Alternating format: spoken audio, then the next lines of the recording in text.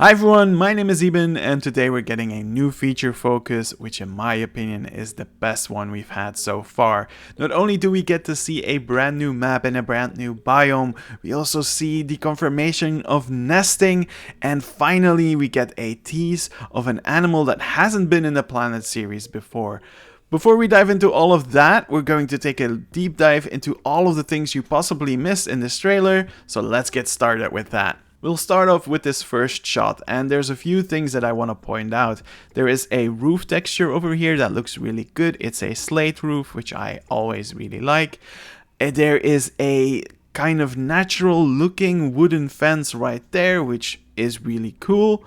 Then we have something that looks like another sculpture right below the bear. What we can see in the back is really cool. We have a path piece that is really close to the water. I don't know if this is an improvement from Planet Coaster 2, but I do know that paths and water weren't always the best friends in the first game, so it's really cool to see that something like this is more possible in the sequel. This scene also has a lot of fall versions of the foliage that we've seen so far, and I think that looks absolutely gorgeous. I'm really glad those things are included in the game. Moving on, we get to see this frame where we get the new owl sculptures, which look really cool. I also absolutely adore these ferns over here. I think those are new as well, and these are the kinds of ferns that I've always wanted in these games, so I'm really happy about that.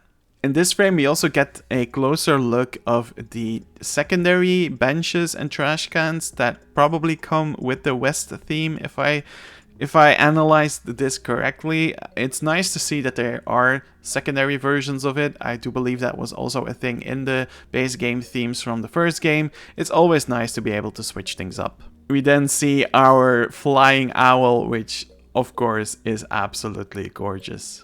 In this section, we get to see a little bit more about the new roof mechanic for habitats, and they call it the roof tool, and it's very important that you keep this word roof in mind because we're going to talk about it a little bit more later down in this video. But as you can see, there's a lot of customization that is possible within this setup. Before we continue though, in this frame you can already see two nests inside of a raised platform. But I also think this map is probably one of the first scenario maps that we get to see. Because in the back you can see this absolutely gorgeous castle right there, and I'm already super happy that we're able to create these kinds of castle ruins. But next to it there's a path leading down, and if you look right here in the right corner you can see the lines of the map, and that means that probably that castle right over there is the entrance area, the guest spawner, because right below this bridge with absolutely gorgeous natural branches you can actually see the ticket scanners. So I assume that this is a scenario map because this is the kind of stuff that Frontier usually does in their scenario maps. They usually have this more extravagant setup, and the map itself often has like these shapes that don't really conform with the typical square shape that these maps usually have. In this frame we get to see the possible roof options, and we actually already have quite a few. There are 3 roof options that seem to be a little bit droopy, while the 2 other ones seem to be a little bit more strict and stern. I don't see a null version in here, and I don't see a glass version. I think the glass version was mentioned somewhere in an article. Does this mean that the article was wrong, or maybe it's not included in this demo right here? We simply don't know, but at least these are the 5 roof options that we have so far. I'm going to assume that these are also going to be flexicolor. The fences in the first game also had some flexicolor options, so I think we can assume that these probably will also have some flexicolor options as well. And as the owl flies away and we transition into the next frame, we can actually already spot another thing that is returning from Planet Zoo 1. It's the recycle bin right over there. I do remember there being a separate bin and a recycle bin. I do know that both of these have their own functionality, but I don't really use them that much, so yeah, no idea what the separate functionality is. If you do know that, let me know in the comments, because I do know there is a difference, but I don't remember what it was exactly. In this spectacular secondary bird shot, we get to see another kind of stone set right in the back that looks really cool, and we also see a lot of the East Asia pieces coming back from the base game. We've talked about this already in the past, but for me this is even more confirmation that the East Asia theme is one of the returning themes in this game. The secretary bird looks absolutely gorgeous, but what I really like are the two bamboo pieces. They seem to have gotten a retexture or at least a recolor, and I think they look absolutely beautiful. I also spotted that same mud piece once again, and I love how versatile it seems to be. You can use it in so many places, and I think that is absolutely incredible. Then we get to see how the secretary bird uses its new enrichment piece, and right there at the back we can also spot that the red panda sculpture is returning as well.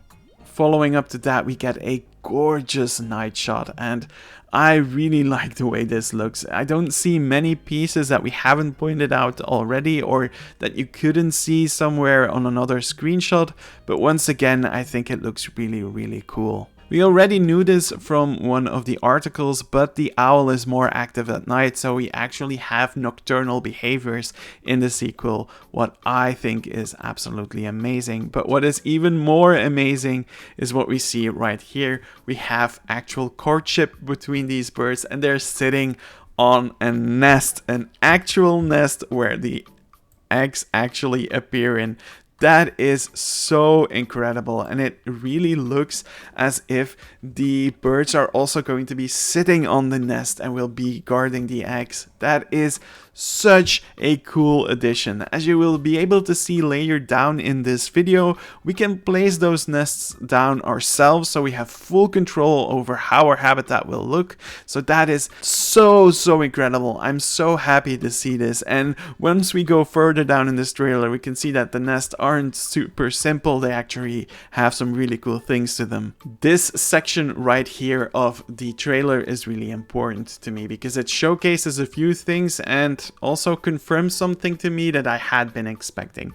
This frame specifically, I want to point out that it very much looks like the aviary is fully enclosing this building right here. So the building is inside of the aviary. The aviary does not stop at the sides of this building. This is an important thing that I will talk about a little bit more later down in this video. We get to see the great Indian hornbill, and we already know that it looked amazing, but I'm so happy to see it.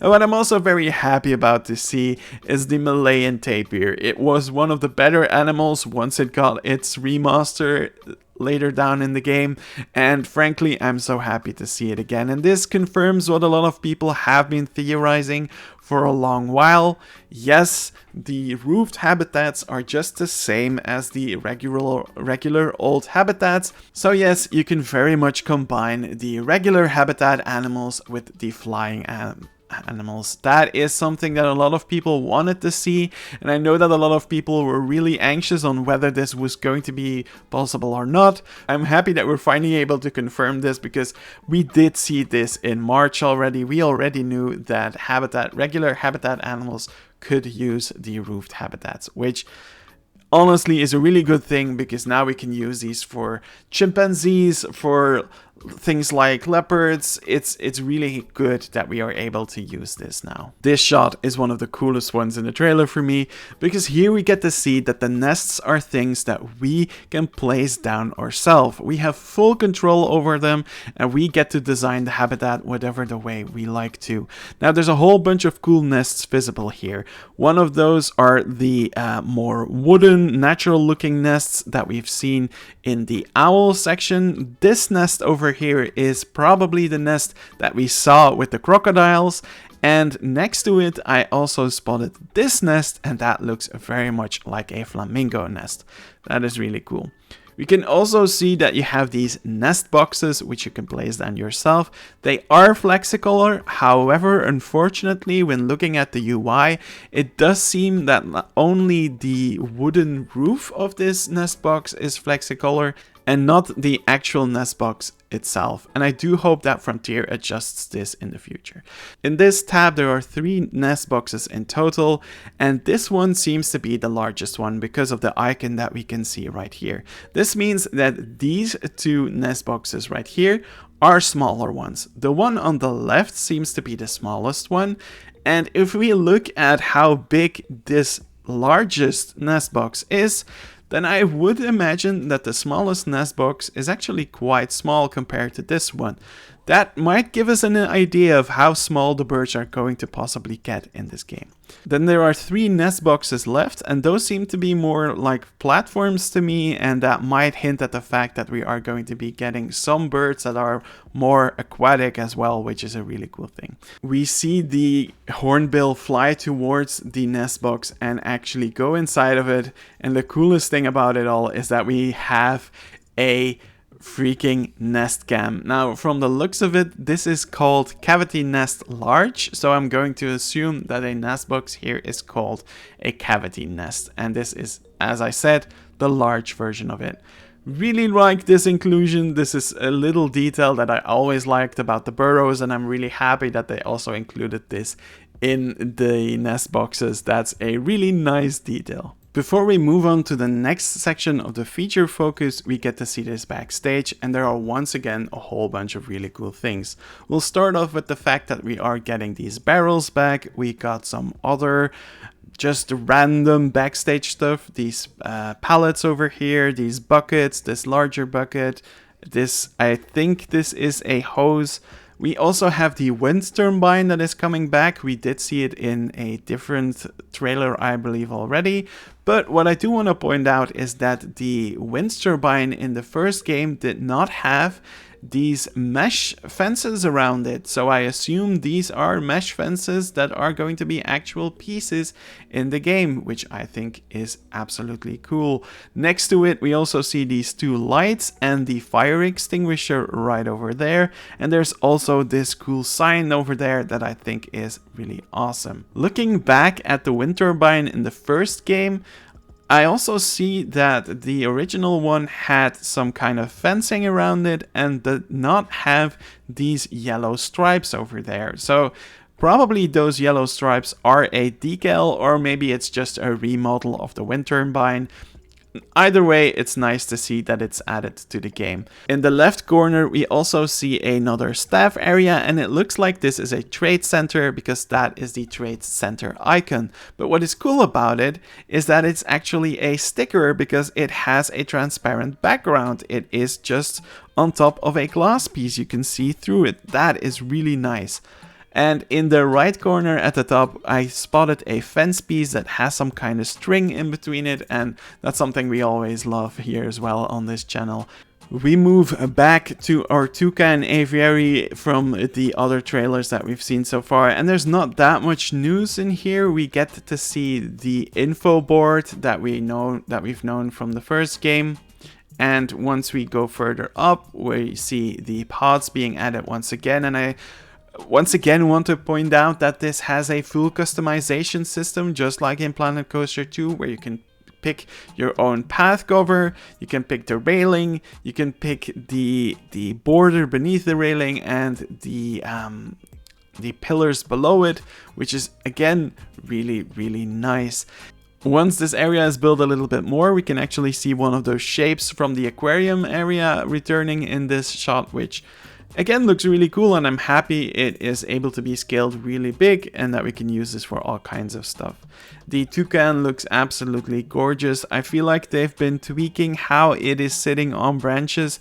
It looks a little bit better than it did last time. There's still a little bit of clipping, but frankly, I can live with the clipping as long as that means that we can have our own customizable climbing frames. That is too important for me. I can make this for me this is fine. I can absolutely live with this. This is a compromise I'm absolutely willing to make. Now we get to see the Zoopedia, and it has been beautifully redesigned. I really love the overall look and feel of it, and there's a few things that I want to point out. So we have a release area with a check mark next to it, so I assume that this means that there is a release area for this animal. What that means, I don't know. Does it mean that there are animals that aren't going to have a wildlife reserve? Like, that would make sense for animals that are like part of a petting zoo. You don't set those free into the wild.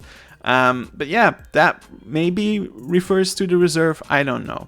But the thing that I've been hinting at for quite a while right now is the roofed habitat.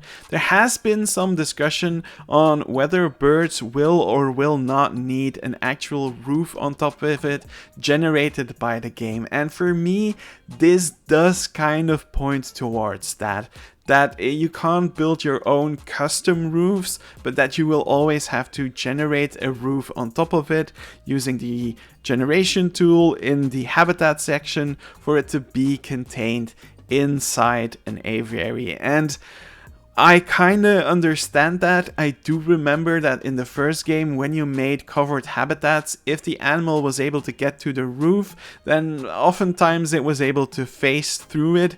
And I understand that it might have been a very difficult thing to fix.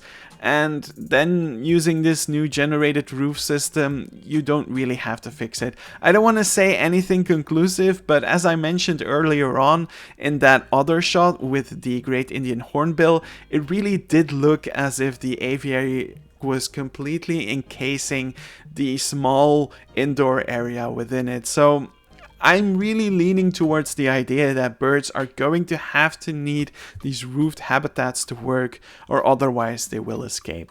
The next section of the Zoopedia also gives us a very interesting thing. We have a new terrain type called waterlogged, and I didn't really know what waterlogged was supposed to mean, but when I looked it up on the internet, I saw a bunch of pictures like this, and this looks very much like the muddy puddles that we've seen so far in a lot of the other trailers, in a lot of the screenshots. So I'm going to assume that these puddles are supposed to be a new kind of terrain paint, which I think is absolutely insane. Once again, I really love the overall UI here. I love the fact that nothing is perfect.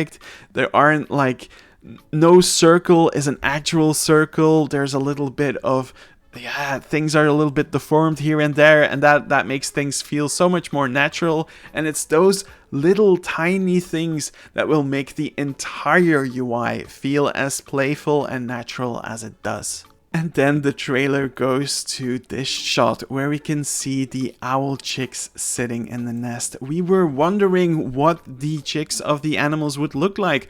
Would they be actual chicks, or would they be like a juvenile version of the birds that would fly around on their own? But from the looks of it, birds will actually have chicks inside of the nest and will have to wait until they grow until they can fly out of these nests.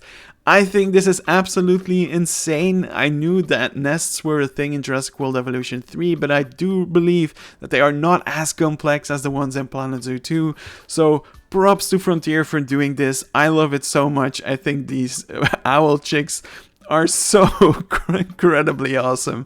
I'm really happy to see them in the game. And in this last shot, we see how they are building a habitat. There are so many cool foliage pieces right here, but what I want to point at first in the back is the fact that the train seems to be returning. I kind of already expected that rides were going to return into the sequel, given that so many other parts of the first game have been returning, but at least we are getting our confirmation here that the train is returning, and I'm going to assume that the majority, if not all of the rides from the previous game are also going to be included.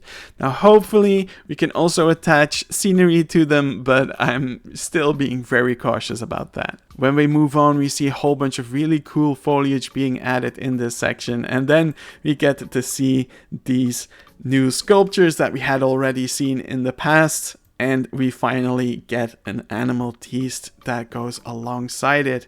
And in this shot we can already see it move by, and I'm leaning towards it being a hare because I think from the look of it right here, the legs look quite long and it looks and moves a lot more like a hare than it does like a rabbit.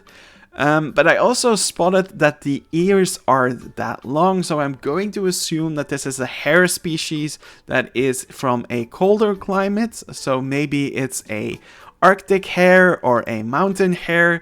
But either way, I am really excited to see a rabbit or a hare in this game. I remember that either the mountain hare or the Arctic hare was in every wildlife park game that they ever released, so it's really cool to see another zoo game finally implementing a hare or a rabbit. But these are just really cool species to have, and I hope this also means that if this is a hare, that we one day get like a rabbit species for a petting zoo mechanic. That would be absolutely insane. And this was the feature focus. I am so incredibly excited because of this video. I've watched it over and over and over again. It is such an incredible addition to the game.